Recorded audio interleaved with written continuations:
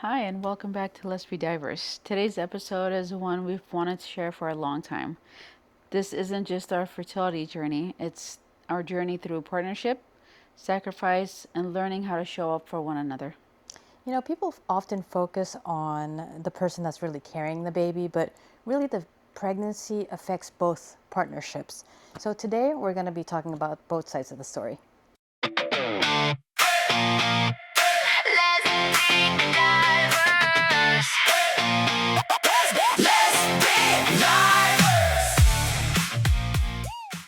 Thank you so much for joining us. I am Mahal, And I'm Kiankis. and this little guy right here who is asleep currently is our sunshine. He's actually going to be the focus of our episode today. And our first segment is called The First Phone Call. Dun, dun, dun. So, what made you finally feel ready to be pregnant? Okay, so that's a loaded question because I feel like I've always been ready to be pregnant.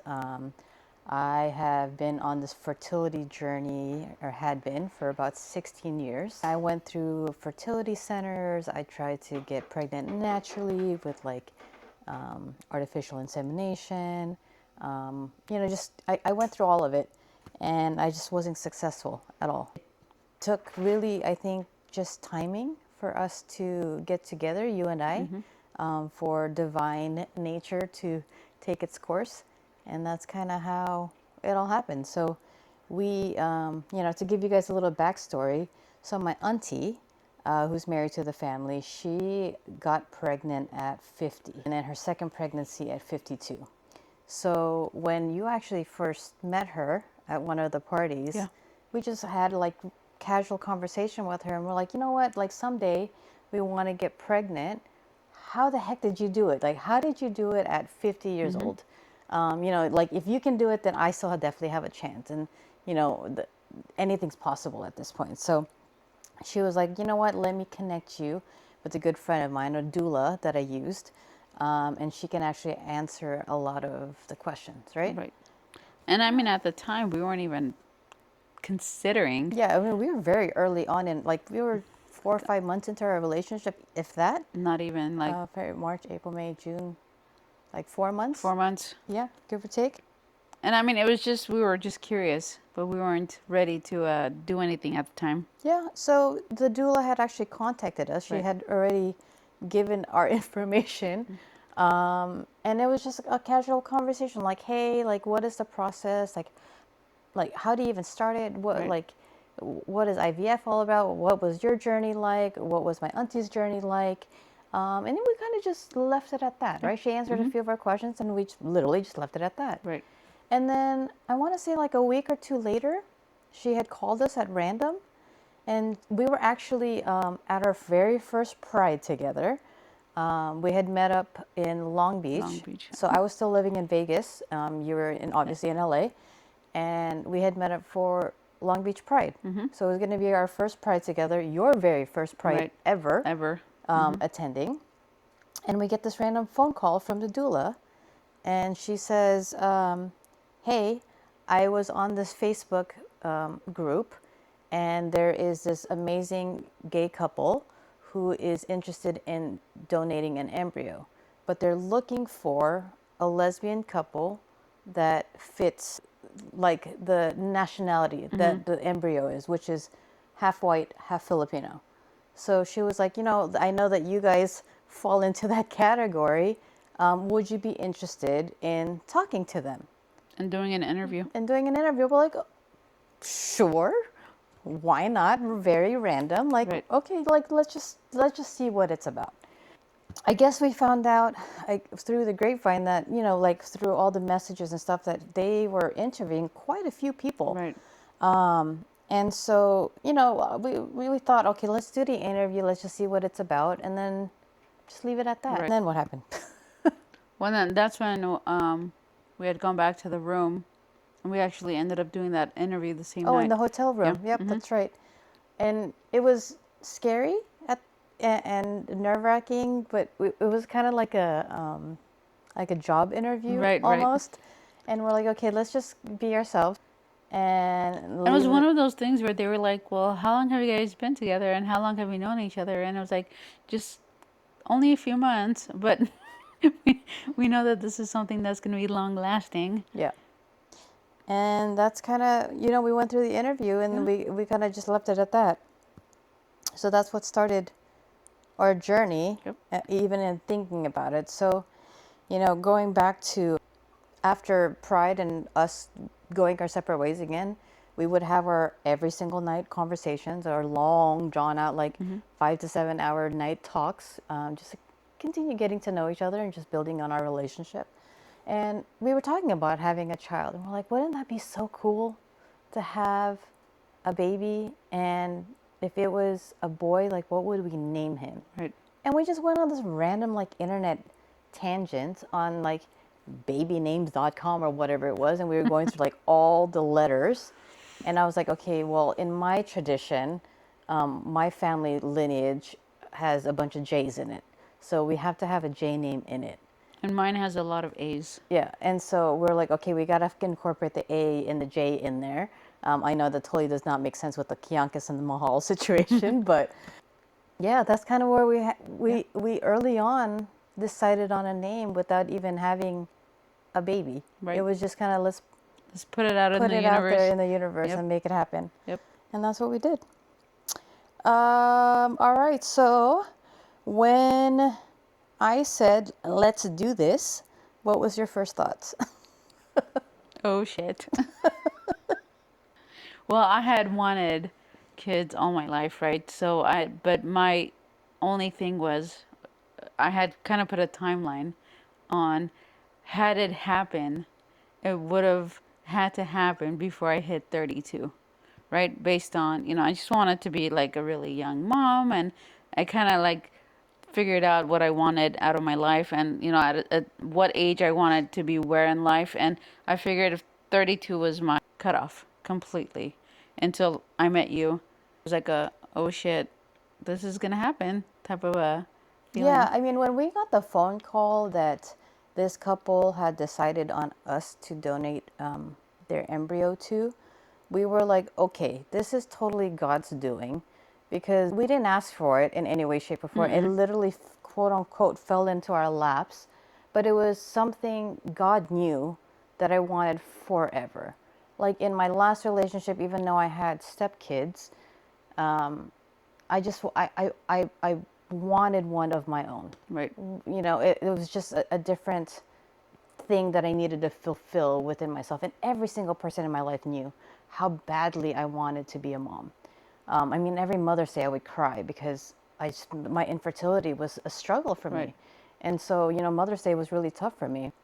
So when this came about, I'm like, okay, this is like God's sign saying that this is meant for us. Yep. And, it's meant for us as a couple, Well, right? and I knew early on, because we discussed it, how bad you really truly Yeah. wanted to be a mom. And I, one of the very first things I said was, I'm gonna make sure to fulfill all your dreams.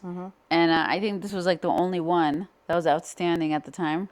Literally, yeah. Literally, yeah. So I mean, and throughout like the last 4 years, so I knew that this was something that had to be done. For sure. So when we actually started going through the process, did you kind of turn into like protective mode or? Oh yeah, oh yeah. This like this other side of me came out, and I didn't realize that not only were we kind of going through this whole phase, and you were gonna get pregnant, and I didn't really know like what to expect, but all I knew was, not only did I have to make sure you were okay, but the person that you were carrying inside of you, I had fallen in love with like immediately, Yeah, for so sure. it was an instant, I need to protect, and this is my family. Aw, and you did. We've continued to stay safe in your arms, even though you have short arms. But I do look. we are definitely. You made me snort. All right. Were you secretly nervous about finances and responsibility? I was. Well, right. So we're kind of like going back and forth, Yeah. but right when we found out that we actually were going to move forward with this journey is when the company that I was working for at the time decided to shut their doors down. So we go through the process in Well, I January, mean, right?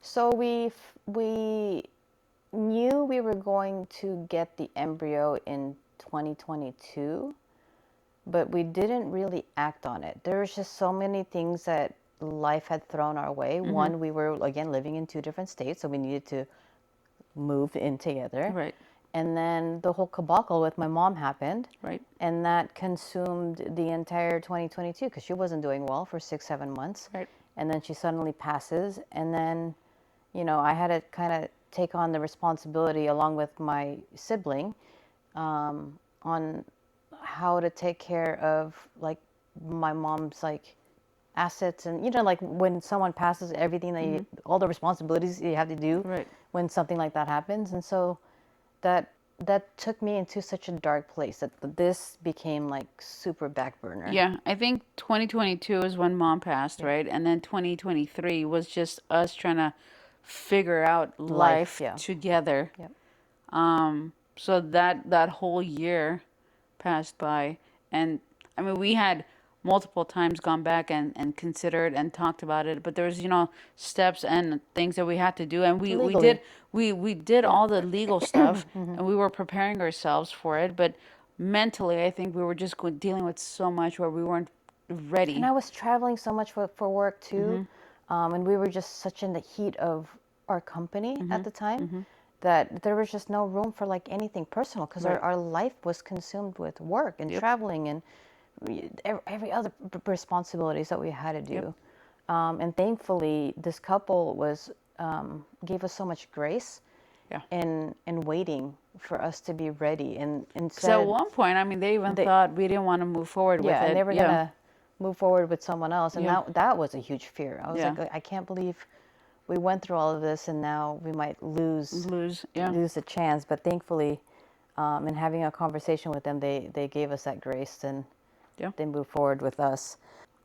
Did either of you expect the journey to be as complicated as it became? Absolutely. Yes. It was complicated from the very beginning because it took us 2, 3, 4 years almost Right.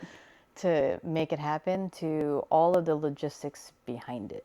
And we knew going in that it wasn't going to be anything easy. Yeah. And we talked about should it not be successful, you know, would we do this again? Yeah.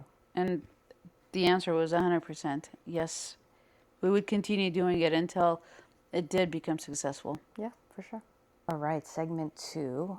This guy might be waking up, but let's see if we can get through it. So we're going to backtrack again. Okay, The so interview process. yeah. What So went through your mind when you first interviewed with the donors? again, I felt like it was a job interview. So I'm so used to doing them and I'm Right. so used to giving them that I was like, okay, let me get on my A game, let me be prim and proper, and really just be myself.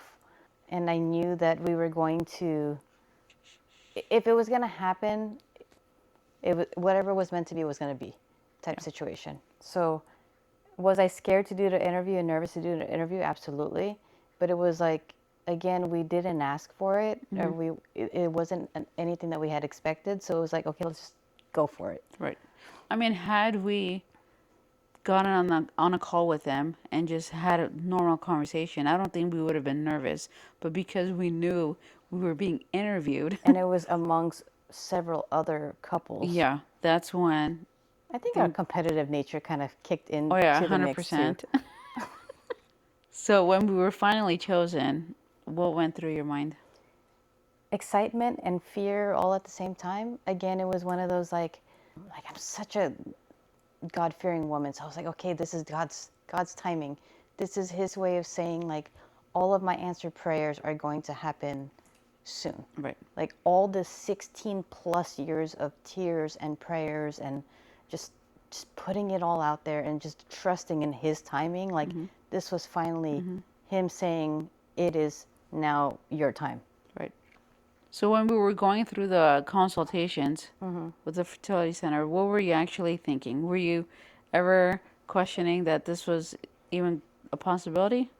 Yeah, so let's backtrack a little bit. So, we finally get chosen, right? We're like, okay, we're doing all the legalities on owning the embryo, lawyers, documentation, all of that, like figuring out what was proper. Right. And so we finally get possession of the embryo, and we find out that the embryo is located in San Diego. Now, again, early on, I was living in Vegas, and you were in LA. And we had decided, because of my mom's passing and everything, that we were going to build a life in San Diego. As it turns out, the fertility center where this embryo had been living since it was made was literally 15 minutes away from this house. And again, I get chills just thinking about it. Like, that had to be a God thing, or that had to be like a mom in heaven thing, right? Because what are the chances that we live so close to the embryo to where we don't have to transfer it, we don't have the fear of like it being transferred and something happening or whatever the case. It could have been in any other state in the entire country, and it happened to be 15 minutes away from the house that we moved into. Especially considering the fact that the donors don't even live in San Diego. They don't. Yeah. Yeah, they were like in a completely different state out there. Magic trick, you woke up. Okay, so we're going back to this segment. Okay, so your question was what went through our mind when we had to go through the consultation. Right. One, I was super excited. So now we're fast forwarding to 2024 is when we decided to start the consultation. I was excited but super nervous because going into the fertility center and seeing how pretty the fertility center was, I knew it was going to be an expensive adventure. Yep. I mean, we had already put in, some finances with like the lawyers and the agreements and psych evaluations and stuff like that prior to this moment. But now the physical embryo and the transfer and all of that was going to happen was like, okay, now we're in like completely different territory. I think our little guy knows that we're talking about him and his story, so he wanted to be a part of it, be a part of the conversation. So did I feel overwhelmed with the amount of information? Honestly, the consultation was so fast. It was. And so minimal, and we didn't know what questions to ask, that it was kind of, I want to say like 10 minutes worth. And we're like, okay. Yeah. Good to know. Good to know. Yeah. And that was it, right? Yeah. If I remember correctly. Yeah. All right, for you, as a supportive spouse, did you feel pressure to have all the answers? I did. I did, and most of the time I didn't have the answers because, truth be told, this was the first experience that I had endured in this journey, and I knew nothing about the steps, what to expect, what not to expect, and what to do, and what not to do, and all that stuff. So, but I felt like I had to have all the answers. So were you already thinking about logistics while Mahal was focused on the medical side? Absolutely. So what was going through your mind with that? Well, so when we started the whole consultation part of it in 2024, finances were amazing. I mean, we had no issues. Sort of. Right? So I had quit my job Yeah. early 2024, right? Yeah. And I quit my job to focus on me. Yeah. I knew staying in the company, there was just no way Right. with all the travel and everything that we could ever build a Right. family. And, with your grace, we really discussed as a married couple Right. what would be our next steps, and, if we could carry on with Right. our living situation. And we said before you even consider another career, Let's do this. let's do this. This is like perfect timing. Yeah. And so that's what we did. Bobby. What fears did you have going into this so early on in your relationship? Nothing really. I think early on I knew that, this is where I wanted to be in life, and I had found my person, and this was going to be the next step that we took together. So I had no fear in doing this or going through this journey with you. I think too, because we were in our 40s, Yeah. our And it was like- mindsets were way yeah. different. And I was like, if we're going to do it, let's do it now Yeah, for and sure. not wait any longer. This guy really wants to jump into the audience, huh? Right, segment number 3 is progesterone shots. Oh, ouch. The fun stuff. All right, so we had to start progesterone shots before transfer day, and we ended up doing it for 83 days 83 days. in a row. So I don't know if you guys know, but these progesterone shots are not fun by any means. They are like, the needles are like this big, no joke, like not even exaggerating, and they're not thin either. They're massive and thick. Yeah. Yeah. So it's called progesterone shot, or progesterone in oil. It's a In hard oil. word to say. These vials of the medicine had to be warm, essentially. So, no matter what we were doing throughout the day, we kind of had to almost like work around our schedule to Yep. make sure that we had the timing right. So at 9 o'clock every single night, starting 2 weeks prior to transfer day, we had to do these shots. Yep. And so we had an alarm set at 9 p.m. So regardless if we were home or not, we had this cute little case with the medicine and all these the The needles, needles, the little shots, wipes. the wipes, everything, Band-Aids, Yep. ready to go. So no matter where we were at, we were going to be prepared to make the shot happen. So would you like to tell them the fun adventure we had early on and where we were, probably our worst experience with these shots? Well, I remember we were at the Kings game, the hockey game. Okay. And it was 9 o'clock, and we had to do the shot, but the game was still going. So we left, and we were there with your brother and our sister-in-law, and we went to the women's restroom. And luckily, there's no line. Nobody was in the bathroom. Yeah, the game was still going, so everyone Yeah. was still watching the game. So we walked into a stall, and we had to do our thing. So we got it done, walked out, and just so happens, our luck, there's an audience. So there's like a line of people in the bathroom. I want to say easily, like no joke, probably like 20 people in line right in front of our stall as it happened. I guess maybe there was an intermission or something at the game, or whatever had ended, and it just so happened to be like right when we were in And there. then we were such in this zone because trying to make this happen. Yeah. to make it happen, that we didn't even hear anyone come in, or the fact that people were even waiting in line. And I guess because you can see from underneath the stalls, like the way we were positioned. Yeah, it was bad because obviously, like, again, if you don't know, I have to have these shots on my rear, and so I had to pull my pants down and like bend over essentially so she could reach a spot in my back my butt in order to do the shot. Yeah. And so I can only imagine all these women lining up and seeing 2 sets of feet, one in the stall, and we're in that Same position, yeah. And we probably made sounds, and because it was early. It was very early on. And they were severely painful in the beginning. So I can only imagine what these people heard. But yeah, we had a full-on audience when we walked out. I mean, it was already a nightmare in itself trying to figure out if it was even legal for us to bring it into the stadium. Obviously all these stadiums are like high security. So we're like, oh crap! Like, and we have to keep it warm. Yeah, like can I bring needles to the stadium?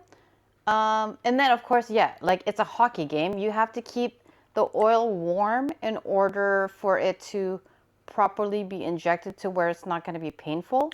Like the warmer it is, the better off it won't sting as bad. And so my lovely wife here, tell them where you put it. Well, I have like a secret hiding spot. Yeah. So that's where I kept it warm. She was like my handy dandy incubator that would keep the oil warm, and then she would just like pop it out when we were ready to go. Like sticking it like pretty deep to make sure that it didn't pop out. Because I mean, had we lost that vial, it would have been like yeah. So that would have been it. That like, was interesting in itself, but it worked. It has worked many a times where we've been in like a bowling alley, parking lot, or wherever, I mean, like restaurants, anything. majority of the time, we really try to schedule to where we were home. Home, yeah. But then there were like we had made um, plans prior, like in advance, to where we had to like be there or whatever we had decided to do, and just so happens that sometimes we were not at home and we were in like the most awkward spots, but we still made it happen. Yeah. I mean, I will say that was a really tough 83 days. Yeah, for sure. I'm one of those people that hate getting my blood drawn, for example, because I'm a hard stick. And so like I always like wince or like look away when, they're trying to get blood. So the fact that we had to do this, I mean, how did you feel giving it It to was me? like the worst thing I've ever had to do, truthfully, because I knew how bad it was gonna hurt, and every day it got worse and worse. Yeah. And by the 70th day, like I really didn't know like where else I can inject you with because there's no more zones, and I knew that had I gone higher up, it would hurt you more. But it was just so hard. Yeah, I mean, So hard. as I say, I wasn't born with an asset. So where she had to inject me, it was, like we were taking turns. Like one day was the left side, the next day it was the right side, and we would alternate every day.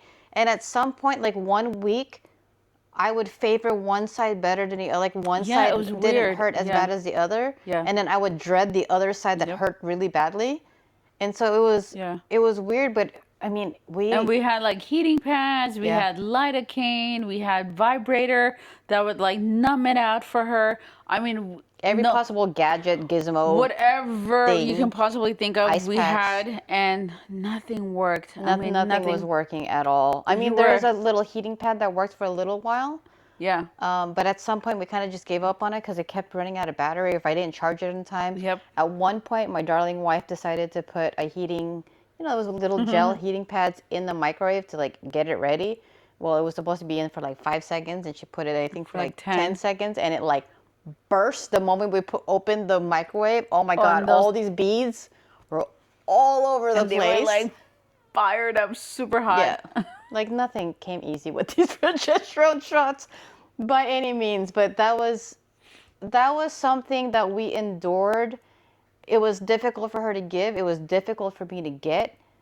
Very, very, very long 83 days, but we knew it was for him.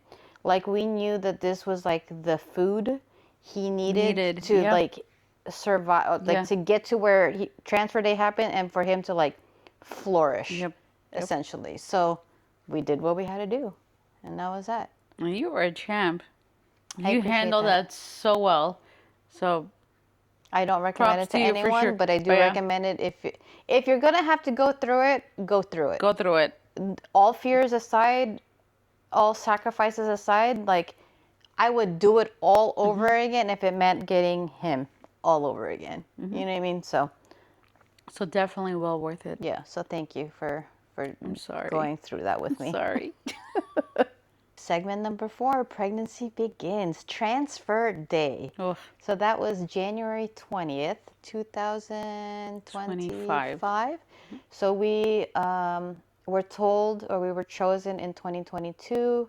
2023 was a bad year. 2024, I had quit my job, and we decided we were going to do we're in the this transition of the move. transition to the move in San Diego. Had our consultation in 2024, and we went through the process of like consultations, and there was a lot of hidden things that we didn't know we had to do, like more psych evals, more counseling, stuff that was mandated not only for us but for the donors as well. So we had to pay not only for our side of things for the evals, but for them as well. So we had to schedule both. So that took some time. Yeah.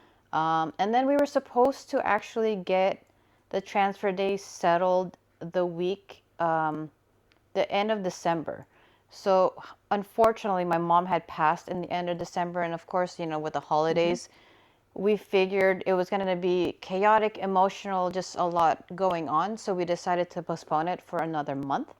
And so January 20th is the day that we decided on. And this is actually the shirt that I was wearing. It says, wake, pray, transfer day, and I had matching socks to go with it. Yep. And then, during that era, like the Stanley was like the thing. That was a popular thing. So I had a 40-ounce Stanley filled with water because I had to have my bladder filled for the actual transfer itself. And then we went in. Yeah. We went into the office, waited anxiously for our turn. We went into the office. The woman showed us a picture of our embryo, and she's like, "It looks good. It's a viable embryo to go ahead and transfer. So the doctor's going to be in shortly Yeah. for you." Yeah. And then we thought it was going to be like this super complicated thing, but they're like, "Okay, lay down, and we're going to get the transfer settled." So he like prepped me, and literally, I want to say like not even 10 minutes max from like beginning to end. That was it. Less than that. Oh yeah. So we'll actually post a little clip of we actually took a video of our actual transfer, and you'll see how quick and interesting it was. And so you could actually see, so we could see a video of what was happening with the transfer, and all you see is this little itty bitty dot Dot. Yeah. That's it. that goes in. Yeah. I have one embryo. Yes, please.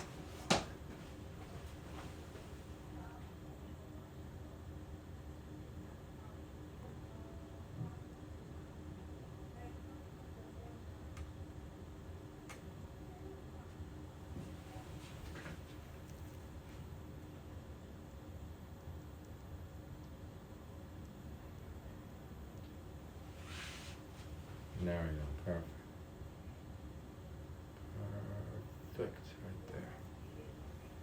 And that is All right. See the white at 6. right here. Done. Awesome, everything went beautifully. So now embryo is going to take a look under the microscope, make sure the embryo's been transferred, and off we go. Awesome. Thank you, sir. Uh, And he's like, "All right, you're ready to go. Done deal." I'm like, "That's it?" Okay. Yeah. And so he's like, "Okay, like lay there for like a couple of minutes and then you'll be good to go." And the nurse will come in and have you get some paperwork signed, and then we'll be good to go. So me being me, I wanted to lay there for an extra 10 minutes. And so I'm laying there and I look up and there's these hot air balloon decorations. Now, growing up, I loved hot air balloons, like so much so that I actually have a tattoo of a hot air balloon on my shoulder. And my mom knew that too. So she actually would buy hot air balloon decorations and put them like in her home, like because she knew I liked them so much. So I feel like that was my mom's sign of showing me like she was there. It was a comfort. Yep. Like you look up and it could have literally been like Anything. butterflies Yep. or birds or whatever, but it was very specific. It was hot air balloons. Like that had to be a sign for us. Yeah. Right? So the nurse comes in and she's prepping us and like very sweet lady. And we're joking around with her. We're like, "Look, you have done this a million times and you've been with a million patients. Can you please give us some pointers on how to make this stick? Like, what is the secret sauce to make this work?" Yep. What do did we she need say? to do? And she said you need to eat French fries. Yeah. But not only French fries from anywhere, you have to go to McDonald's and have their fries. And we were like, wait a minute, pause, because what we've done is we've done so much research. We have all the details. There's no way you can have junk after the transfer, especially the day of. Like we had this huge, like we went shopping and, had all the Like things. proteins Oh, yeah. and eggs and everything. Yeah. Like a schedule of what you were going to be eating and all of that stuff. And I'm like, fries, really? And she said, yeah, you can't go to Jack in the Box and you can't go to Burger King. It has to be McDonald's fries and pineapple. Yep. We're like, you're sure about this? And she said, Yeah, yes. she's like, "That's a weird superstition, but But it everyone works. who does it, like the chances are a lot greater if you eat specifically McDonald's French fries." We're like, "You know what? Whatever works, works." I love McDonald's to begin with anyways, so let's do it. So you brought Drove us. out to McDonald's. Yeah. Drove out, and the shopping center that was actually right there, close to the clinic, there was a Ralph's there and a McDonald's. So we went into drive-through. Yep. Picked up her fries, And then she sat in the car, ate her fries while I went in and bought us a pineapple. Yeah, and I actually had it was colder still then, so I had my seat warmers on, thinking like to keep me cozy and to keep like my insides nice and warm to have him cook. Later on, I realized I wasn't supposed to do that. So Yeah. thankfully, nothing happened. So fair warning: don't put your seat warmers on right after a transfer. You ended up finding a really cute teddy bear at the store while you were getting the pineapple, and so like that was our first stuffy. You know, I'm a very sentimental person. That was really sweet of her to like commemorate the day with a gray, cute, super cute teddy bear. And that was it. that was that. Came home and for 2 weeks you were in bed. Like breakfast, lunch, dinner, snacks, everything was served to her in bed. Yeah, like I was like total like queen status. Like she was literally bringing everything to me and catering to me in the room. I literally did not leave the room for 2 weeks. We had pre-planned it, so I had like the diamond paintings and like coloring books and just the things that would keep me preoccupied and not bored, like staying in bed for 2 weeks. But we knew that that was something that we wanted to do to just not do anything strenuous. I didn't want to go up and down the stairs, nothing. Like my goal was to keep him incubated and for me to not move as much as possible. So like I Netflix and chilled the entire time. She catered to me in every which way imaginable for those couple of weeks until we were gearing up for week 6. well, no, not week 6, to do the pregnancy test, the blood test. The blood test. Yeah. So we left to do the blood test. We actually had bought pregnancy tests from the store. We were planning on doing it, but we just decided not to jinx it. And so we're like, okay, we're going to wait to do the actual blood test at the fertility center to tell us yes or no. And we will keep the pregnancy tests for later for like a souvenir type thing. And it also said not to do the pregnancy tests either because it's not going to be as accurate. Like, and we didn't want to have like a false reading at the time. So another reason why we didn't do it either. And then we get the phone call. Okay, so we do the blood test. Yes. We leave, and she's like, "We will call you between 2 to 3 hours to give you your results." Yeah, so we were so anxious and nervous. We started driving around. We figured let's just get something to eat, but we couldn't eat because we were like waiting for these results. We were like in a daze. Yeah. For some reason, we didn't want to go home. Yeah. Like we were so anxious, we just wanted to like stay out for a little bit. So we get the phone call, and the woman was like, "Oh, hi, this is so and so from the fertility center. Is this da da da? Yes, okay. So just to let you know, your HCG levels are at an X. I don't remember the number now." And she's like, "So, you know, that's a little on the low side, but we're going to go ahead and continue to track it. We're going to need you to come in another week." And we left it at that. And we were like, so that means we're pregnant? Yeah, so we're like, so yes, we're pregnant, but we're not quite pregnant. Like we're halfway pregnant. Like what does that mean? Yeah, and she said, yes, you're pregnant. Yeah. But don't be too excited. Yes. And like we have to wait another week to see if your levels increase. Yeah. And I remember just getting off the phone and just bawling.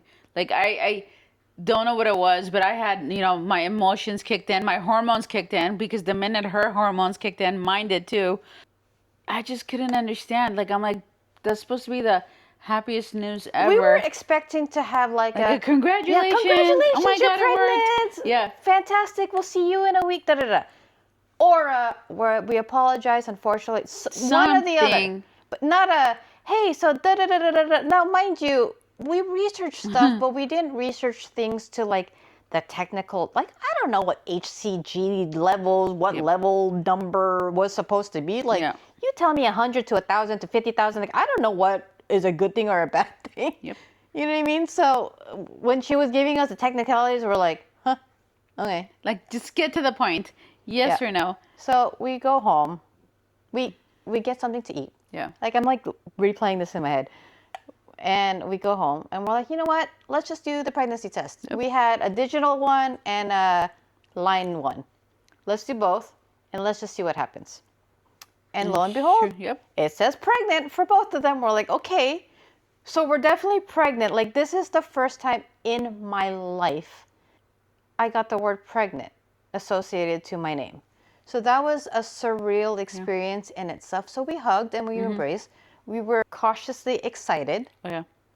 Because then again, she said Don't be again, too excited. don't get Yeah. too excited. So we're like, okay, let's just keep doing what we're doing. Yeah. Again, I had symptoms of being pregnant. Like, my body temperature had changed. Like, I just knew my body was different. Like, it was, I don't know how to explain it.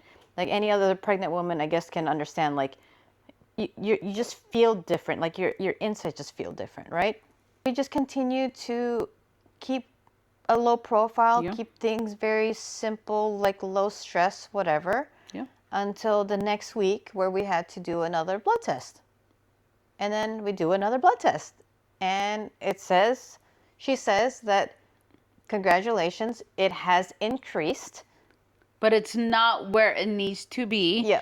So you still can't get excited. We're like, come on, like, nothing is ever easy with us. Like, every single thing that should be like textbook is never textbook No. with us at all. So again, we were cautiously happy that at least it was going in the right direction. And so, I mean, we kind of just left it at that. So, I was getting like, Yep. as the weeks progressed, I was getting more symptoms. Like, the morning sickness was on and off, heartburn, cravings, or lack thereof of cravings. Like, my body was changing. Yeah. For sure. Yeah, Like, for we sure, knew yeah. that something was going And on. you were the smells, Oh, yeah, yeah. just extremely sensitive to smell. Yep. I mean, to the point where my perfume, Oh, yeah, which I love. yeah, I couldn't wear my perfume because it was just way too strong for Yep. you. So we knew Yeah. that That I was definitely pregnant. 100%, but yet we still couldn't be too excited. Yeah, we were cautiously continuing on. So we continued to do everything up until, because we knew we had a 6-week appointment coming up at the fertility center, and that would be like the first ultrasound to where you would get a chance to see like the heartbeat or the flicker, and hear the heartbeat, all that kind of stuff, right? So we were excited to just get to like that first milestone at the fertility center. Yes. Segment number 5, the 6-week mark. What we like to call the emotional roller coaster. Yep. So it was President's Day weekend. Okay. So at the I knew it was a holiday. yeah, so at the clinic, the normal ultrasound tech that we had seen weekly prior was off. The other girl that took over when she was gone was off. So they actually had someone from one of their other locations come in to see us, and we went completely excited. Everybody's waiting for us to send them a video, and I got my phone out and I asked permission, and I said, "Can I please take a video of this?" And she said, "Well, you might want to hold off on that because let's see what the outcome is." Yeah. And right then and there, I was We like, just felt off. "What? What do you mean? Like, I know what the outcome is. What do you mean, like, what the outcome is?" So, regardless of what she said, I still had my phone out and I was still taking video. Yeah, so prior to that, we've gotten to have a good relationship with all the ladies that were helping us, the nurses, the techs, and everything, right? So everyone has always been super positive, super excited, super caring. And then we just had this random woman who we didn't have a relationship with, and so she was just very like matter of fact, Yes. and like those words rubbed us the wrong way very early. More like, she does the ultrasound, she sees a sac, and I'm looking at the screen. We're both looking at the screen, and it's a sac, but it's empty. And she's like, "I'm sorry to say, but it looks like it didn't take. It looks like you are experiencing a Blythe, Ovum, I don't yeah. ovum. I don't know if I'm saying it. Blythe ovum." And we're like, "What the heck is that?" And they're like, essentially, when you can have the appearance of being pregnant, like your body thinks that you're pregnant because of the transfer, but the transfer or the embryo didn't actually stick. Like, it just like vanished. And so in my mind, I'm thinking, okay, I had 3 options in my head: pregnant, not pregnant, miscarriage. And I would know, I would have think, I would know that I had a miscarriage because, they say if you ever have like bleeding, then to be cautious. Right. I never bled, not in the beginning, I'm sorry, it's TMI. And I didn't have any, I didn't have any like negative yeah, symptoms. And I looked. Yeah. We were very cautious. Very, like very we cautious. wanted to make sure that we didn't miss any like negative things that were happening. So we were super confused. Yep. She's like, I'm sorry to say, but we can schedule you a DNC Yeah. on your next appointment to get this situated. So sorry. And we're like, well, wait a minute. What do you mean DNC? pause. Like, hold on. Yeah. No, we don't want to do a DNC. We actually want to get a second ultrasound because what if, for whatever reason, he's behind the sac and you can't see him, he's hiding. So, whatever the situation is, like, we're not going to give up this easily. And she said, well, the doctor actually has to approve for the second ultrasound. And if he approves it, then I will call you later today to reschedule you. Yep. But if he doesn't approve it, which most likely he's not, just mentally prepare yourselves that the next step is to do a DNC. Yep. And so we leave the appointment shell-shocked. We walk to the car, quiet. Our drive home was quiet. Neither one of us had cried yet at that point. I don't think we really understood kind of what was happening. Then we go upstairs and we go into the room and we embrace. Here we go again with the tears. And we're both like bawling Like now our we're eyes out bawling at our this. eyes out because it like hits us and we're like, Yeah. how did we, for me, like how did I go through 16 plus years of wanting to be pregnant for this random embryo to come into our plate, for everything to fall into place, the location, the signs, everything, for God to say, oops, just kidding, this isn't your time. And so I was super upset. And at that time, I was writing in my journal. Yeah. So before he was even born, for weeks or months, even during my pregnancy, I was writing basically a letter to God every single night. Yep. Like that was my way of closing my night out, was just like a one-on-one with God. And I was just writing my letters. And so I was just upset. But then, so I laid in bed upset. I was on my phone just trying to understand what a Blythe ovum was when you had to break the news to our family. Yeah. I think you texted the family? Well, early on when we came home, because everybody was waiting for me to send them the video, I had to text them, like, unfortunately, this is what happened. I'm going to need a couple hours to understand what's happening so that we can deal with it. And then I will reach out.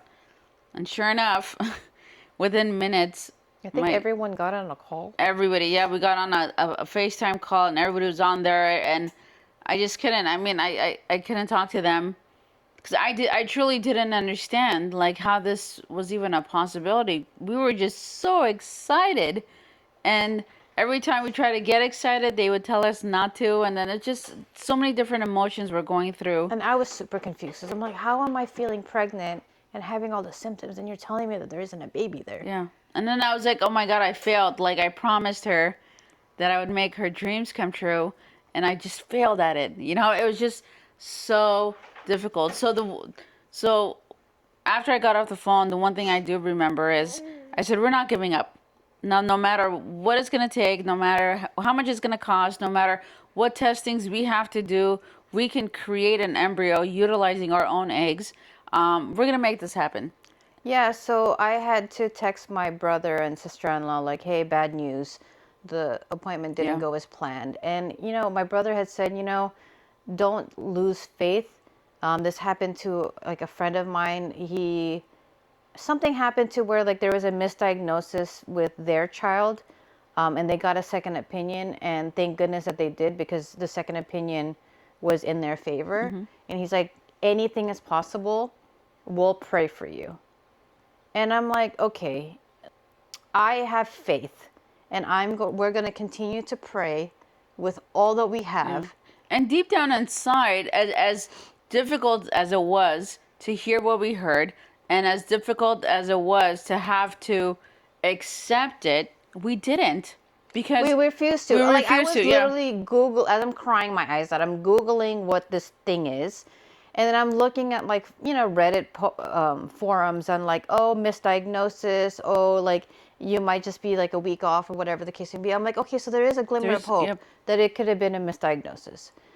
And so, but at the same time, I'm like, okay, this is how we operate. If shit hits the fan, we figure out a solution. So if shit's hitting the fan right now, we're now going to figure out a solution. I am now Googling other fertility centers. Yeah. Because I am ready to, like, start over. But we're going to start over with a completely different fertility center because we just didn't like what was happening in the one that we were currently at. So we find one, and there's like an online form to, like, schedule an appointment. I schedule an appointment. The first available one happens to be the same day that the second ultrasound gets approved to be had. Yes. So while you're doing that, that same ultrasound tech called. Yeah. And said, hey, I got the approval from the doctor. He said it's okay to do a second ultrasound. Yep. Right? However, I'm never wrong. I've never been wrong. And I don't want you guys to have hope that, we're going to get a different diagnosis. But we're still going to go ahead and do it. Basically, like, okay, come, I know I'm not wrong. You're still going to get the same results. But the doctor said we're going to go ahead and do it anyways. Yeah, essentially. I mean, she was, like, so cocky on, like, I've been doing this for years and I've seen this many a times. Like zero Like, empathy on. and then I'm like, look, I've been reading online that there could be a misdiagnosis. Could it be a misdiagnosis? No, probably not, because I've been doing this for years and I know what I'm talking about. So just mentally prepare yourself. We're like, okay, you know what? Thank you so much for your time. Click. And that was the end of it. Fast forward to the following Thursday, we go in, and your Armenian And I was like, no matter. comes out. and luckily, when the door opened up and our like the regular ultrasound tech walked in, and I looked at her and I said, look, never again do I want that other lady who did the first ultrasound to have to do another one. If you're not here, don't schedule us to come in. We're only going to be coming in for ultrasounds moving forward if you're here. Because I really just didn't understand how cold this woman can be, knowing the journey. Like, anybody that goes to a fertility center, obviously they're having difficulty. It's not an easy journey for them to be on. And, there's a lot of emotions and all this stuff that you're already going through. And for her to just be so cold and just rude and zero sympathy on anything that we were feeling, I was like, nope, we're not doing this again. Yeah, like, you turned on the switch. You're like, absolutely not. Nope. Yeah. Like, we are not to see that woman ever again. She's like, I promise you. Like, if she's here today, make sure she doesn't come into this room. You're like, I promise you, if I see your name on the schedule, I will make sure to be here for you guys. Yes. We're like, okay, thank you. She turned on the machine. She looks. And of course, I pulled my phone out. I'm like, regardless of what the results are, I'm going to videotape this. And lo and behold, little baby flicker. She's like, do you see what I see? I'm like, I see a little flickering thing. Like, do I think, like, is that what I think it is? Yep. And she's like, yep, that's it. Let me just get the doctor to confirm. Doctor came in. He's like, yep, that's there. And there he was. I see a very clear heartbeat. There's no doubt about that. Oh, so there's still hope. I would say yes. I need to redo your dates just to make sure. I'm taking a couple measurements of, you're measuring at 6 weeks and 2 days exactly in both angles that I was able to get. I do see a heartbeat. Does it matter how old the embryo was? No. And then the gestational sac is also measuring in the 6th week. So that weird? What I'm seeing is normal for if you are indeed 6 weeks. If I wheel you out and it says that you should be 7 weeks, that is still a little concerning. But I do want to see you back in 1 week. I want you to continue everything, all your meds exactly the same. And so we're like, okay, like what happened? She's like, more than likely, when we did the transfer, he probably swam a little bit longer than he should have, and he didn't stick to the uterine wall and in the timely manner. Yep. And so we just needed another, like we're a week off. So now we're a week behind. Yeah. So every appointment, he was a week behind in like growth, which was of course a concern. Right. So that was a whole different hurdle that we had to go through, but he was there. Yeah. We were there. Yep. Hey, we got this. Fantastic news. We're going to continue to do what we've been doing. We're going to continue to have the faith that everything is going to work in our favor. However, we're still going to go to our appointment. Yeah. The second appointment that we had did. planned on. And so we went to the second appointment to let her know what had happened. And this doctor, It was a godsend. absolutely amazing. So she's a Persian doctor who specializes in like the fertility world. She, like her credential, the amount of credentials that she has, she's like one of 7 In the so, world. In the world. So she is like the one to have. And she just so happened to have opened a clinic In San Diego, Diego. like within that month. Yeah. And so we were actually one of the first patients that yep. she had. And so, you know, from the very first meeting with her, she just treated us like family. Yeah. The fact that there was like zero judgment, she had so much empathy for what we had just gone through. Even though we were pregnant, she was like, I want to like keep in touch. I want to make sure you guys are good to go. Yeah. And so we asked her, we said, can we please schedule weekly ultrasounds with you? Yeah. Now, mind you, we obviously insurance didn't cover any of this, and we would have to pay her completely separately. But we said, we want to come in. Can you please be our backup and just do a second ultrasound every single week, just so we make sure that everything is progressing with him the way it should be. Yeah. Leads us into our segment 6, multiple doctors. Yeah. So we graduated. So we were a week behind this entire time, according to the First Fertility Center. They're telling us that we need to stop the progesterone shots. Now, mind you, when we first started the transfer day, they're very specific. Like week 6, this date you come in. Yeah. Week 10, you come in this date for second ultrasound, whatever. Week whatever, graduation dates, blah blah blah. Yeah. And they're dates, like date specific. Now we were, in their terms, a week behind. So we ended up graduating a week early. Yeah. And then they told The us next time we went in, Yeah. they said, "Oh, today's your graduation," and we're we're like, what? We're supposed to have another 2 weeks. Yeah. Like everything on their schedule was not jiving, which did not come from me in any way, shape, or form. Because you're telling me that I'm supposed to be on these shots for X amount of time, and now you're telling me to stop it 2 weeks early. But then when if you he's stop already it, a yeah, week behind, like so technically 3 weeks early. then it's you actually, it's a high risk to stop the shots early on, because you technically have the potential to lose the baby. Yeah. And 'Cause it's like, you're, well, like, taking why his would food we away. do this? And so they're like, no, the dates don't make sense to you, but according to our records, this is what it is. We're like, okay, I'm still not comfortable because you physically gave me a piece of paper with all these dates, Yeah. and they're not making sense. And then now we're graduating early. So again, we went to the second doctor, and that's why we ended up doing another like 4 weeks of ultrasounds. Yeah, I think And we were spending like about $1,500 a month just on extra ultrasounds Yeah. with this other doctor. But it was worth it because we wanted to make sure that he was still growing. We because of all the things we had gone through, and because of the fact that they were saying he's a week behind, blah blah blah, we just wanted to make sure he was progressing. Yeah. Because these things are super scary. Like when you're pregnant and you do it like, you know, the natural way, You don't have to go in for weekly ultrasounds, and you don't have to see the doctor like Your, every your body like naturally has like the natural progesterone levels that you're supposed to have in a regular pregnancy, but this wasn't a and you go regular. through your terms and go in Yeah. for your ultrasounds. But with us, it was so different, and the fact that we had to go in, and then all of a sudden now they were cutting it short, and he wasn't where he needed to be based on their records. Yep. We weren't going to take any other chances.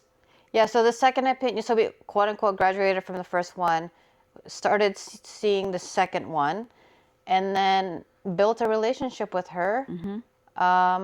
And she actually guided us to make sure that we took the progesterone shots longer, Longer. than anticipated because she knew we were afraid. Yeah.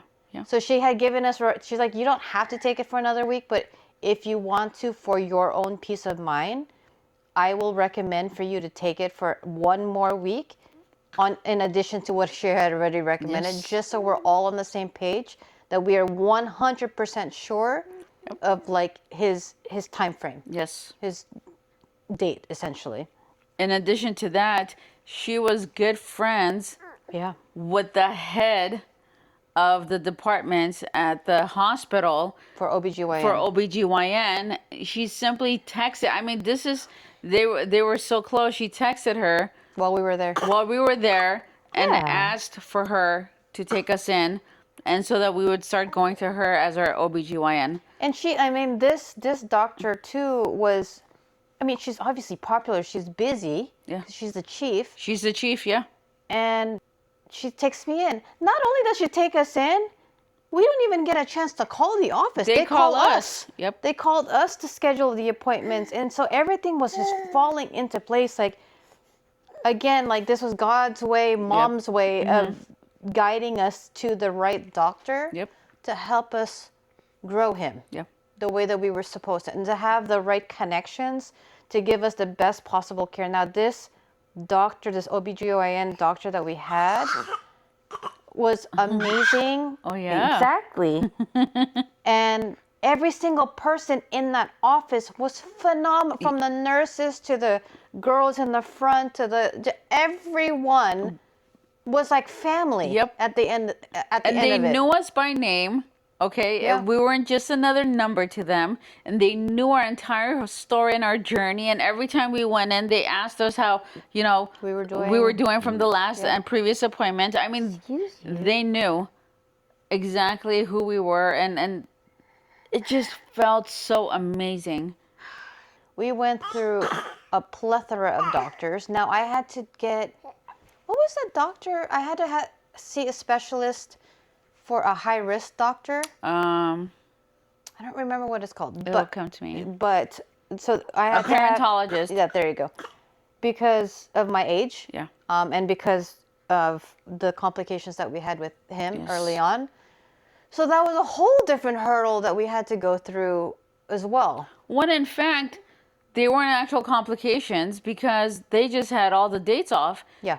So he was never A week off. a week off. He was actually, if anything, far out in advance because he was growing. He was growing fast. Yeah, he was growing Yeah. fast. Like he was definitely over succeeding his growth chart Yes. when they would like measure everything. But there was like, even like your mom at one point was getting scared because we had to do all these extra tests on like his heart. Yeah. And his brain. And she kept saying, don't do any additional tests. Like the insurance company, all they want to do is make money, and don't listen to them, and he's perfect. And I'm like, Mom, if they're sending us to do these tests, and we like we'd physically have rather to be go, like yeah, we'd rather be safe safe than sorry. than not know. Yeah. Yeah. Now, mind you, remember I had quit my job a year prior to, and we actually started our own business, so we didn't have insurance. Yeah. Like like proper health insurance. We had it, but it wasn't being covered through like work. We had to buy like personal insurance on our own. Insurance alone was about $2,000 a month. Yeah. It was really expensive. Which also didn't cover certain things, so we had to pay out of pocket. Yep. It didn't cover fertility stuff, so we had to pay all of that out of pocket. The second opinion doctor, we had to pay everything out of pocket, there. Yep. So really, the insurance that we were paying for was for like the OBGYN stuff and like preparing for birth. Just your actual visits. Yeah. And the reason why it was so expensive was because we had to get The premium. the premium just to make sure that her labor and delivery would be covered, because everything else there was just Well, that, and we wanted to make sure we were in the network that we wanted to be in. Yep. Where this OBGYN was. Because we weren't going to get out of that Yep. that network at all. Like Yep. we were. So the irony in all of it, where the doctor's offices were for this OBGYN, and where we eventually gave birth at, happens to be the same hospital that my mom passed at.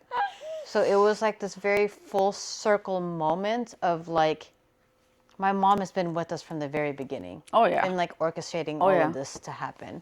Segment 7, just when we thought we had gotten in the clear of everything, of course more complications had to happen. This segment is called Gestational Diabetes Scare. Fantastic. So if you've ever been pregnant and you've had to do these tests, you go in and you take this little drink thing that everyone claims that is like god awful and like horrendous to drink, but to me, But it's like extremely high in sugar too. yeah, it's like high fructose. To me, it tasted like a very flat Fanta drink, and it's small, so you just down it real quick, and it's not a big deal. Like everyone who scares you into saying that it's the nastiest drink in the world, like don't. If you can get the orange flavor and you get to choose, I would recommend doing that. So I got that, Yeah. and lo and behold, my levels were super. Oh, I had to wait 1 hour, 3 hours, 6 hours. Yeah, I want to say something- something yeah. like that. So we waited there for a very long time, and I failed every single one of them. Yep. So I mean, what prior to getting pregnant, this guy is so hyper all of a sudden. He knows we're talking about sugar. Okay, so prior to getting pregnant, I intentionally lost a lot of weight. Not a lot, but I lost like maybe 15-ish More pounds. like 20 pounds, yeah. In preparation to getting pregnant. I wanted to be in my best physical weight, my A1C Yep. levels. I wanted to make sure that was at like the best possible number. Yep. My cholesterol, everything. So we went on a hardcore like diet right beforehand. Again, just to give myself like the best possible chance of like it sticking. Obviously it worked. Now, mind you, I was eating healthy during Oh, yeah. the pregnancy. Like there wasn't anything. In fact, the first 1.5 trimesters, I actually almost became a vegetarian. Yeah. At one point, Because like you couldn't even I have couldn't meat. eat anything meat related. Chicken was completely out of the question. Anything fried, I couldn't eat. Like burgers was making me nauseous. So literally, I was like stuck to vegetables Yep. and salads and Yep. stuff was my like nutrition. Even if I wanted to eat something for like the protein aspect of it, I couldn't. Right. Like I physically the smells of it would like make me nauseous. So weird. Like everyone always talks about like what did you crave? It was like what did I not get to eat? right. Because I was like the complete opposite. It wasn't a cravings thing. It was everything that I craved prior to Yep. pregnancy. I hated or couldn't eat during. I could go in the next week for another gestational test, a longer one. I had to take more of the quote unquote nasty drink. I failed it again. Like not even like borderline fail. And we like, just I couldn't understand failed why. miserably. And so they're like, unfortunately, because of these numbers, now you're gonna have to be on insulin. I'm like, okay, can I just change my diet? Yep. And can we just do that and not have to deal with the insulin? They're like, no, unfortunately, for the safety of you and the baby, you need to take insulin from here on out until he is born. And then you have to take a class for gestational to understand the risks and all of that stuff. I'm like, okay, fine. So Here it's we like, go okay, with back to more shots needles. again. If you've ever taken insulin, these shots are like this small, very tiny. Tiny, super slim. The unfortunate part is you have to get finger pricked every single day. So not just once a day, morning, afternoon, evening. So I was getting finger pricked 3 times a day. And then by whatever number that was would determine my insulin shot for that night. Blood sugar number wasn't at a certain number Right. in the morning.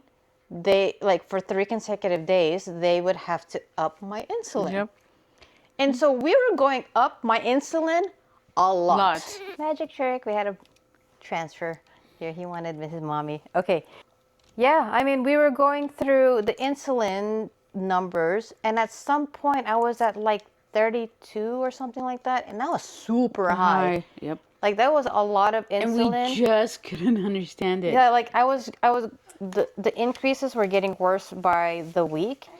And mind you, these insulin shots, even though the needles were super small, they were the most god awful, most painful thing. Like, it would almost put me to tears. Yeah. I didn't understand it because the progesterone shots, the needles were massive, but they were bearable. Right. These needles were tiny as all get out, and they were the most painful thing on earth. And they said try to put it, inject her with it behind her arm. Yeah, tried that, didn't work. yeah. That was a no-go. That was a one and done. And then so we went back to like the asset part, and it was god awful. Yeah. I'm like, how did I do this for 83 days and now I can't take the insulins for the life of me? So that was horrible in itself. And then, a couple weeks later, because the insulin numbers kept going up higher, we decided On our own. That that we weren't gonna do it anymore. we were going to just change my diet even further. I'm like, I feel like your body is rejecting this insulin because the higher your units are going, the higher My sugar was your up. sugar is becoming. My fasting sugar was. Which is And then 3-4 hours later, it would drop drastically to where I would like almost pass out. yeah. So It was horrible. Something was off, and I'm like, we're gonna have to stop, like, on our own. Don't even tell the doctor because they're gonna like tell us Say not whatever, to. Yeah. We're just gonna stop it. And so, yeah, I changed my diet. We continued to check my levels to make sure that I was never in the danger zone, which I wasn't. And we kind of just left it at that. Like, the only number that was a little bit elevated than the other ones were the fasting ones, which was odd because I wouldn't eat anything the night before. Yeah. But that would increase the numbers. And then we gave birth essentially, and all was well again. Yeah. They tested my sugar levels while I was in the hospital prior to him being born. For some reason, my levels were completely normal. Yep. And I hadn't taken insulin maybe like 2 weeks. And they thought you were taking the insulin. They thought yeah. I was. And then he was born and he got tested and he was fine. Yeah. All right. So which leads us to our next segment. So we gave birth. Obviously, we have this prized possession. Our little sunshine Our here pride and joy. is the greatest blessing on earth. I actually don't have a segment in here about the actual birth itself, but that actually went okay. I got the epidural. Like, long story short, I got the epidural very early on. Oh, I was induced. I was supposed to be induced. Mm-hmm. They gave me one little pill, and my water ended up breaking, and so I ended up having like a natural, like, progression. Right. And the only reason why labor. she was scheduled to be induced is because this doctor, the chief that we had, she said, based on your age, and based on the progression, like How big he is. yeah, his progression, I really highly recommend that we pull him out sooner and not have to wait the full term. Yeah. Because that's when things get kind of tricky and we go into more of a risk. Like a danger zone. So let's get him out. He's perfect. Let's get him out. We said okay. Yep. So we got induced September 29th. Yeah. And then in the morning, like early morning, we had to be at the hospital at like 5:30 in the morning, right? Yeah. And then my water broke at around 11:30 in the morning. And then by like 1 o'clock, I got my epidural because the contractions were just intensely horrible. And then I blacked out at that point. From like 1 o'clock to like midnight, I was like dead to the world. All I know was they were like tossing me like a potato. Yeah, they back and kept flopping forth. her around. Because I guess that was like their way of like having him like go down, like come down. And then at 1:55 in the morning, we have a video of it because my darling wife here decided to have the nurse videotape the whole thing. You guys, she was amazing. Amazing. I cannot even tell you how amazing you were. Like, So what's during the whole actually process. interesting is my epidural ended an hour before I had to push. And I was begging and pleading for more medicine. And as luck would have it, 6 other women were giving birth at the same exact time. And so the epidural lady, there's only one, couldn't come to me in time for me to like start pushing. Yeah. So I pushed naturally for exactly an hour. And 1:55 in the morning, he pops out. Yep. And 5 is her lucky number. And so that was that. So segment number 8, building a business while building a family. Oof. Yeah, so as we mentioned before, I had quit my job, and then like 6-7 months later, the business that we both were in was slowly collapsing. So went through the transfer in January, and in February, they announced that the company was going to shut down. Yeah, conveniently enough. Surprise! Yeah.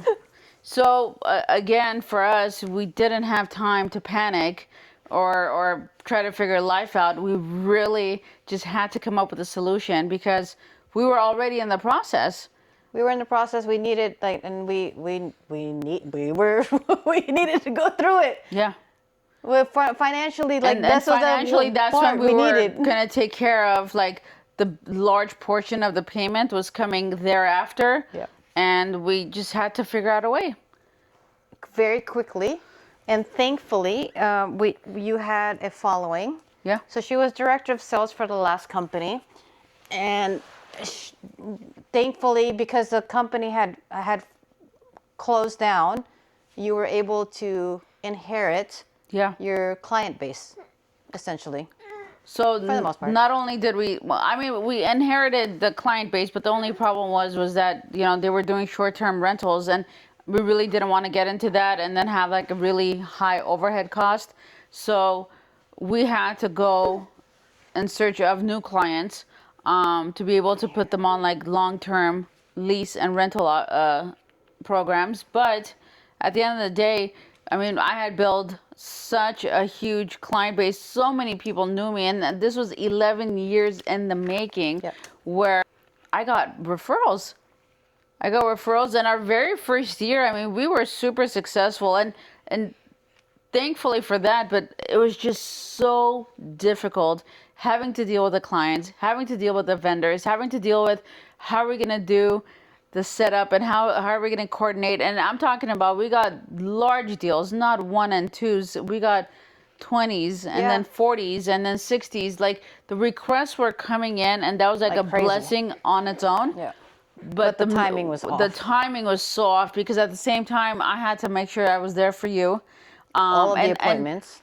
And we talk about everything, and I couldn't discuss all the stress that was coming with the workload because I didn't want to stress her out. Yeah. So I had to try to figure everything out on my own, and mentally make it seem like, hey, we're fine, everything's chill, just because I didn't want for her to stress in any way. So we went through so many different hurdles. Like, the premise behind it was we both we were both in the same industry for such a long time. So for me, it was like 20 years, for you, 11 years. Yeah. You were very versed in your department. I was the director of operations, so I was in operations for a very long time. And so we knew between our minds combined and our experience combined that we could build this business together. And so, I did all the behind the scenes, like logistics, the websites, Contracts the and all that contracts, stuff, the legalities, the everything, while you took care of the forefront of literally everything. Yep. And so it was a great combination. We even solicited your sister at one point to come help with the company because she was really in a financial bind, and we thought, you know, we're being blessed with this huge income coming in. Why not share the wealth for someone who is in dire need, for herself? And so we kind of left it at that. And so that was difficult in itself. Yep. Trying to deal with all of that, because that actually, unfortunately, we'll talk about it in a different segment, but that bit us in the ass at the end. Yeah. And you know, we've talked about this before, that we take care of so many different things that failing was not an option. I mean, the to not be able to have a source of income was not an option. I mean, the bills were piling up, the monthly our expenses were, if not the same, they were like completely increased, because we were going through all the fertility stuff, and you know, all the ultrasounds and all the extras that we had to cover, and then the insurance, and there were so many different things coming in where we had no time to panic, and we just had to come up with a solution. So it was really like, while we were going through the transition of her being pregnant, we were also going through the transition of making sure we didn't fall, and you know, to Fail this business. yeah. Yeah, I mean, just because we didn't have a formal job didn't mean that our responsibilities just vanished. We had more bills than anyone that we know of had. You know, like we had multiple households that we had to take care of, multiple people that you were taking care of. You know, the usual car payments, everything. Yeah, everything galore. Like, it didn't go, like, in essence, our financial responsibilities quadrupled because we were trying to build this one. Yep. And so that was super tough. And so, you know, up until I gave birth, you were physically on the phone dealing with it. And we'll talk about that on our next episode with the postpartum thing. But like, there was a lot going on with this business aspect that was intertwining with this pregnancy. Oh yeah. And so it was super tough. Segment 9, pregnancy and marriage. How has pregnancy changed the relationship? Oh my goodness. I'll let you answer that one. So my hormones from pregnancy on to giving birth and all of that combined, it's been tough to say, like, is a kind of an understatement. I knew that my hormones were going to change. I knew that I had a high risk because of my past of like postpartum depression and stuff like that, which was a huge fear in itself. And so you kind of had to deal with like my hormonal imbalance throughout my pregnancy. And I kind of touched on it in the another episode, but this pregnancy was not easy in any way, shape, or form. Like, I wanted this pregnancy so bad, but because we had so many complications, you know, medically and physically, I had so many complications. Like, every possible bad thing that could happen for like a pregnant woman, I was having like horrible symptoms. And they say like after a certain trimester, like it's supposed to like calm down, and it didn't. It just got steadily worse. Like month after month after month, it was just getting worse after worse. Like, it was just bad. Especially like your heartburn and all that stuff. Everything. It was just, I was just miserable. I hate to say it that way, but it wasn't a pleasant pregnancy in any way, shape, or form. To the point where I swore I would never get pregnant again because it was just so bad physically. You know, and that's kind of what you had to deal with, because I wasn't a happy camper having to deal with all of that, unfortunately. And so I think we were really tested, and we continue to be tested with just your patience level, my patience level, our communication skills. We have him when he was in my belly. You had the business. You were juggling so much between taking care of your family, taking care of just everyone, like literally everyone in your family, on top of having to take care of me as a pregnant person, us going back and forth to LA again while I was pregnant. You have been a trooper from the very beginning of dealing with me, and I apologize profusely for what you've had to go through, but you've been a rock star handling me. It's been all good.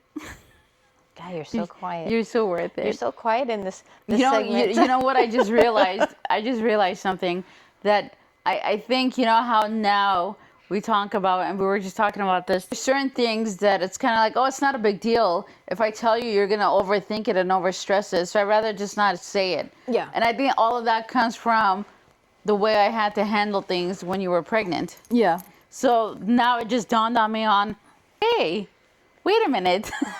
I think this is where it's coming from. It's because I had to be super, super cautious of, you know, the things that were brought to your attention, just to not increase your stress levels, obviously. But yeah. It was tough.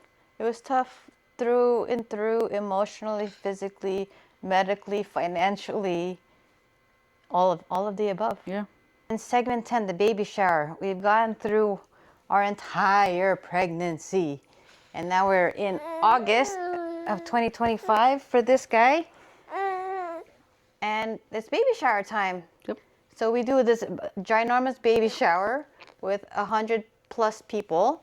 At a banquet hall. At a banquet hall. And the theme, if it doesn't surprise you, is a Stitch theme. So yeah, I mean, the baby shower was absolutely amazing. People from like other states flew in, which we were super excited about. A mixture of friends and family, both your family and my family. It was the first time that we combined the two, because we didn't have a wedding, a formal wedding rather. And so it was really neat having your family get to see like the dynamic of my family essentially, and how like they treat you and stuff, right? So because you came out of the closet so late in life, like I don't think they understood the dynamic of like how truly accepting my friends and family were to you, and how much they truly treated you like a member of the family. And so, you know, that was really cool to see. What I think was amazing in itself throughout that day was just looking out in that banquet hall and just seeing the village that came out for us. And all the different interactions people were having. Yeah, it was super neat that everyone kind of just took it upon themselves to mingle with each other. I mean, at the end of the night, when we were going through some photos, we found pictures. Like my parents were taking pictures with like your aunts and uncles, and I didn't. We didn't take those photos. Like they literally did it on their own, and that was amazing. Yeah.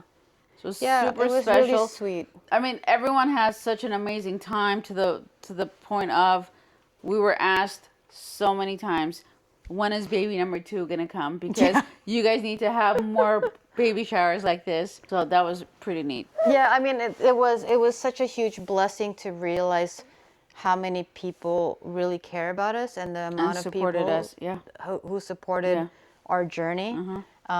So I mean, I think that will always go down in history for me of like, wow, like we are really loved and we are really lucky to have the village that we have. And he is really lucky to be able to have that many aunts and uncles. You know, blood related or not blood related. Like he is the baby of the family, and so he's actually treated as such when he sees everyone. So it's pretty cool. All right, it is rapid fire time. You ready for these questions? I'm gonna try. Okay. Let's go. I think I go first. Okay, biggest craving. Nothing. Right? Biggest pregnancy myth. If you have a lot of heartburn, your baby has a lot of hair. Doesn't have a lot of hair. Hardest trimester. All of them. Literally, yeah. Favorite snack. Ooh, peanut butter.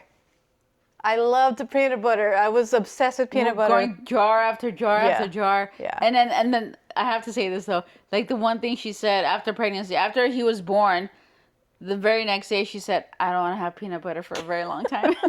She was done with it. But now that I'm on a diet now, I'm actually craving peanut butter again. But it's high in calories, so now I can't have it. Most emotional day. Most emotional day, I would have to say, okay, so obviously when he was born would be the emotional day of just, wow, we did it. The negative emotional day was the Blythe ovum Yes. misdiagnosis. That was devastating in itself. And then second most horrible day as far as emotional goes would be day one of him being born, because I had like those complications. So, okay.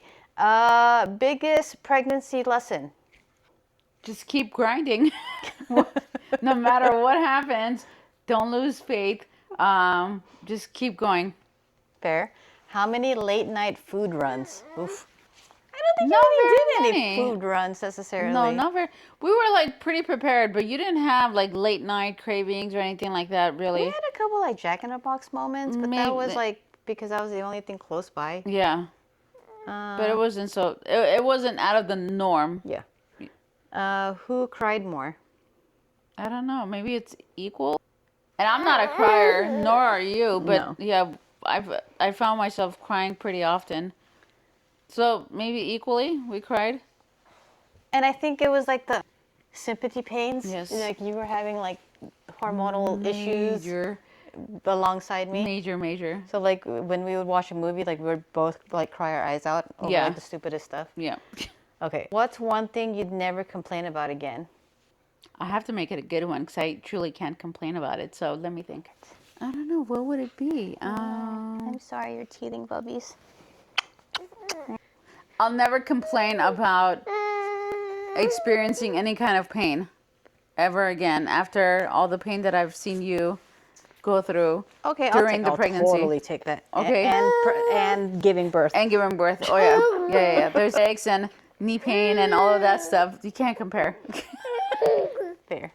All right, that concludes our rapid fire. So, pregnancy changed me physically, emotionally, and definitely mentally.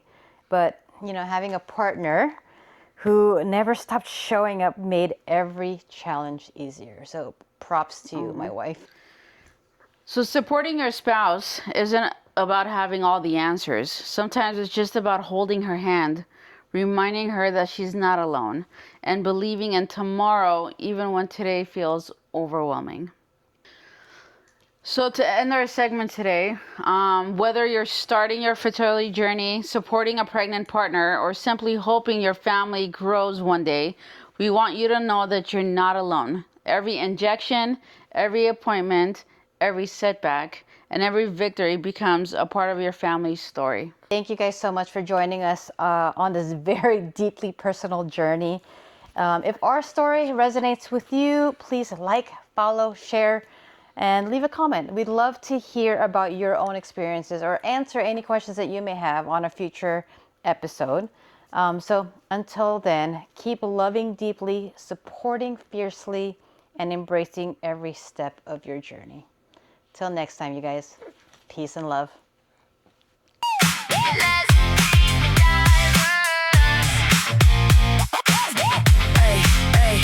Cankers in the building, my heart right beside me. Queens with the vision, we build it, we believe. Persian, Armenian pride, Filipino fire. And our sunshine, sun lifts us even higher. We came to share the road, the winds, the work, the glow.